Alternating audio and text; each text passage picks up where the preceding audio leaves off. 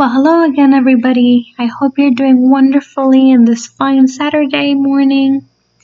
Today, we are going to be discussing the types of writing. Okay, we're going to concentrate on the 4 main types of writing, and hopefully by the end of this presentation, you will be able to define them, name examples, and also identify which of the 4 a particular text may be. So to begin, the 4 types of writing are narrative, persuasive, descriptive, and expository. We are going to be looking at each of these one by one, starting with expository writing. As it says here, the word expository contains the word expose. Okay, so what you want to do is expose information, or basically share facts with the reader. In an expository piece, a topic will be introduced and laid out in a logical order without reference to the author's personal opinions, and this is very, very important.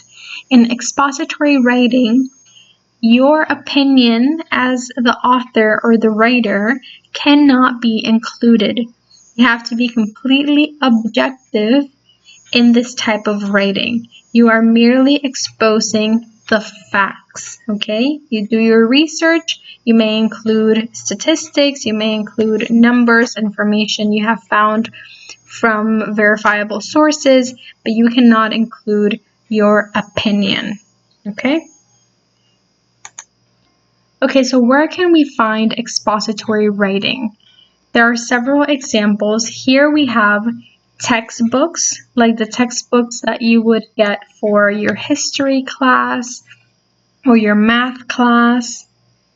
Then we have journalism, except for opinion and editorial articles. When we talk about journalism, we mean articles that may be in a newspaper. Okay, so it's important to note that it's only those newspaper articles which are sharing information with the public and are not expressing an opinion, because there are indeed opinion pieces that can be found in the newspaper. So we're not talking about those. We're talking about those sections in the newspaper which are meant to inform the public about current events. It might be about economics, it might be about politics, it may be about education, a plethora of topics. But what's important is that the author is being completely objective and only exposing information, a set of facts for the reader. Another example is business writing. Okay, so the writing you would do in the field of business. We have technical writing, we have essays, and we have to be specific when we say essays because there are several types of essays. So here we're talking specifically about expository or informative essays, which you've probably had to write already in school.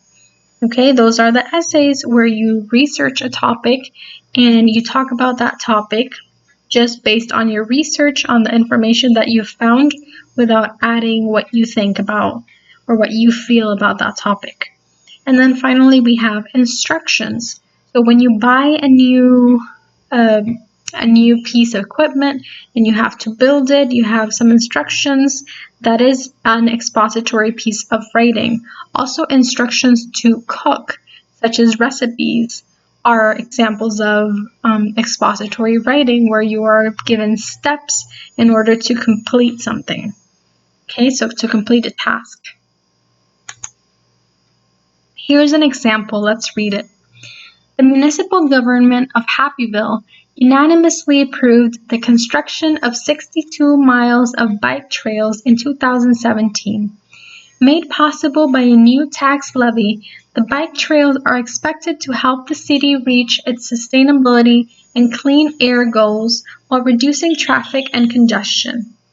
18 trailheads with restrooms and picnic areas have been planned at a variety of access points. The city expects construction to be complete in April 2021. As you can see, the author here is merely sharing information about this construction. When was it approved? What is it meant for? When should it be complete? Okay, just a list of facts. The author is not saying whether they agree or disagree with the construction of these bike trails. Okay, and they're not trying to convince anybody to boycott this construction or anything like that. Okay, they're merely objectively sharing the facts. Now let's go into descriptive writing. So the aim of descriptive writing is to help the reader visualize in detail a character, event, place, or all of these things at once. Okay, so basically descriptive, like the word says, has many descriptions or descriptors so that the reader can have a clear, vivid picture in their heads about what they're reading. You're going to try to use all 5 senses in your descriptions. How does it look? How does it smell? How do you think it would taste? How does it sound? How would it feel? By using all of these senses, the reader is able to create a much better picture in their heads about what you are describing. Where can we find this type of writing? It is predominantly found in fiction. For example, in poetry, usually there's a lot of really colorful language meant specifically to create that imagery so that the reader is having this vivid image in their heads. It is also used in advertising. When they want to sell you a burger, for example, they will tell you how that burger is going to taste, how it'll smell, how it'll feel. They'll use all of those descriptions so that you start picturing yourself eating that burger, and before you know it, you're like, I could really go for a burger right now. Another example is journal and diary writing. Sometimes when we're writing about our day, we tend to be very descriptive as well. Now let's look at an example here. We're still with the bike trails. This example comes from Grammarly.com. The children pedaled leisurely down the Happyville bike trail, their giggles and whoops reverberating through the warm spring air. Sweet-scented wildflowers brought an array of color to the gently undulating landscape, tempting the children to dismount now and then so they could lay down in the springy, soft grass. Now, if we look at that more carefully, first in the first sentence we have leisurely, which is an adverb that's describing the way that the children pedaled. Then we have in the third line their giggles and their whoops. So we're already creating a sound for the scene. It's the sound of the children. The warm spring air. So now we know how the weather is feeling. When we know, it's warm and there's a breeze. Sweet scented. So we know how it smells during this event. Okay, an array of color. What are we seeing? Okay. And then the soft grass towards the end, how it feels where the children are laying down. So as you can see, it's trying to incorporate the 5 senses for us to really be able to see those kids as they're pedaling and then just lying down on the grass. Next, we have persuasive writing. Persuasive writing also known as argumentative writing, is meant to influence the reader to assume the author's point of view. So basically, you want to convince your reader to agree with your point of view as the writer. You're going to express a personal opinion, okay? And then you're going to add enough evidence so that the reader agrees with you. Okay, so contrary to expository writing, persuasive writing is subjective in that you will be expressing an opinion. However, that does not mean that you do not need to do research. And the reason is that the only way that you are going to convince anybody of your point is to include enough supporting evidence to sustain it. Okay, so it's not simply that you're going to write your opinions without any base, without any facts. You're still going to need those facts, but this time you're not just going to be sharing information. You're going to be trying to convince the reader or try to get the reader to do something by using the evidence strategically. Where can we usually find persuasive writing? Well, one place where we can find it is in advertising. When a company wants you to buy their product, they will try to be very compelling in the way that they market it. So maybe there will be a commercial where they will tell you all the benefits of buying that specific product. And that will slowly convince you, if they have enough evidence and facts and research, maybe statistics sometimes they include, for you to think, should I switch from the product I use to that product, or should I buy this product? We can also find persuasive writing in opinion and editorial pieces. So we can find those in newspapers as well as in magazines. Those are written in like opinion columns where the author expresses their perspective or their views in a specific topic. Okay. We can also find persuasive writing in reviews. So if you are reviewing a movie or a restaurant, there's many YouTube videos of people making reviews of products, of events, of places.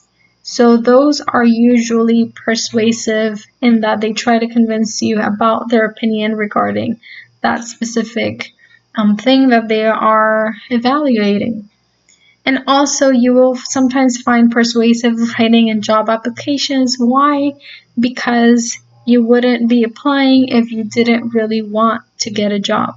So because you want to get a job, you might be trying to convince the person reading your resume that you are the best candidate for that position. So there might be some persuasive writing included. So let's look at an example like we've done before. Still in Happyville, it says, the bike trail is the glittering gem of Happyville's new infrastructure. Now, just there, already we're seeing an opinion because there are people who may not think that the bike trail is a gem or a glittering gem. Some people may think that the bike trail is a nuisance or that other construction sites that they've built may be better. It continues, it winds through 62 miles of lush landscape, dotted by clean and convenient facilities. Again, talking about the facilities, whether or not they're convenient, whether or not the landscapes are lush, these are opinions. If you haven't experienced the Happyville bike trail yet, ditch your car and head outside. Here they're trying to convince the reader to take action and to do something specific. And then it ends with, could life in Happyville get any more idyllic? And again, this is an opinion because some individuals in Happyville might not actually be very happy with this situation. Okay? So this is persuasive writing. which tries to convince the reader to try the bike trail and sells it as a very, very good construction made in Happyville.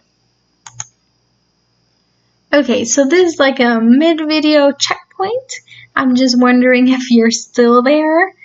So when you get to this part of the video, write me a message on Remind or write me a comment in the comment section telling me the name of your favorite song.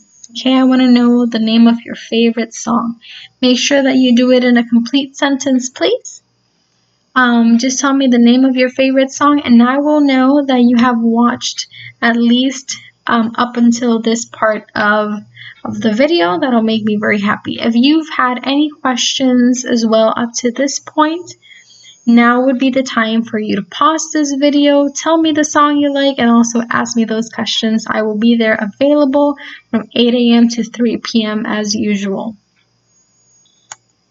Okay, now let's continue with the last one, which is narrative writing. The purpose of narrative writing is to tell a story, whether that story is real or imagined. Pieces in a narrative style will have characters, and through the narrative, the reader learns what happens to them. Okay, so there's going to be characters, there's going to be like a plot, there's going to be events going on, and it can also include dialogue. So as you know, dialogue is the speech of one character speaking to another character. It's going to be two characters or more. If it were one character, it would be a monologue. Okay? Where can I find narrative writing? Well, based on the description we just gave, we can think about all types of fiction as examples of narrative writing, such as novels, short stories, and novellas, as well as poetry, biographies, human interest stories, and anecdotes, okay? Anecdotes are like short stories that individuals tell each other. Okay, I'm sure that your grandparents tell you plenty of anecdotes. Let's read, let's practice identifying them. Example number 1. Many people associate the taste of pumpkins with fall. In October, companies from Starbucks to McDonald's roll out their pumpkin-flavored lattes and desserts. Here is how to make an easy pumpkin pie using only 5 ingredients. First, make sure you have all the ingredients. Okay, so as you can see here, the author is giving the instructions on how to make a pumpkin pie, basically explaining a recipe. If you remember, which of the 4 types of writing was the one which included instructions and recipes and basically sharing information on how to do a certain specific task? The one that included instructions and recipes was the first one that we talked about, expository writing. Okay? Let's move on to example number 2. Following the 2012 Olympic Games hosted in London, the UK Trade and Investment Department reported a £9.9 billion boost to the economy. Although it is expensive to host the Olympics, if done right, they can provide real jobs and economic growth. This city should consider placing a bid to host the Olympics. As you can see in this example, the author is providing reasons why the Olympics are beneficial to the city and then ends with that final statement in which the author indicates that they believe the city should try to host the Olympics. So they want the city to take a specific action and they're providing reasons or supporting evidence on why they should do that action. So this is an example of persuasive writing, where they are trying to convince the city to do something. Example number 3. I don't think that's a good idea, said Jalen. You never used to be such a girl, retorted Oren, pushing open the door. Reluctantly, Jalen followed. If you remember, which of the 4 types of writing included dialogue?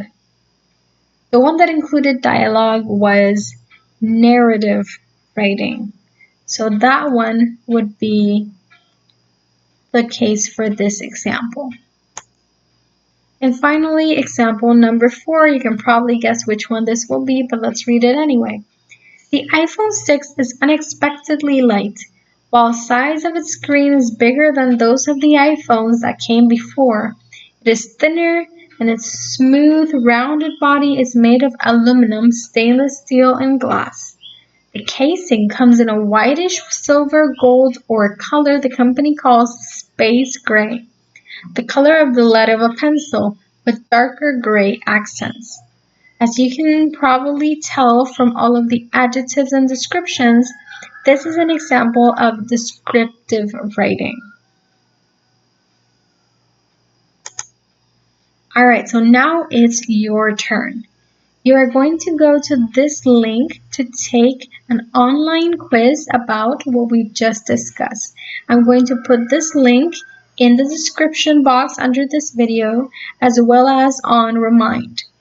And here's an important note, your attendance for my class will be based on whether you complete that quiz. The reason for that is that even though I know some of you are seeing the YouTube videos, I can't keep track of who's seeing the video really. So this is the best way for me to keep track, not only that you are attending, but also that you are understanding the material, which is my priority. All I want to know is if you are having any challenges, if you are understanding the material, if you think you've got it. Let me know all of that. Ask me any questions that you want on Remind. But really, it's very important that you at least give yourself the opportunity to try by going into that link and completing the short, I think, 10-question quiz that I've created for you. With that being said, I hope that you've understood everything I've talked about. I hope that you know a little bit more about the 4 types of writing: expository, narrative, descriptive, and persuasive. And if you don't, and if you have any questions at all, please don't doubt to contact me on the Remind page. I am there available to talk to you from 8 a.m. to 3 p.m. So if you have any questions, let me know, okay? All right, everybody, have a great weekend. See you next week. Bye.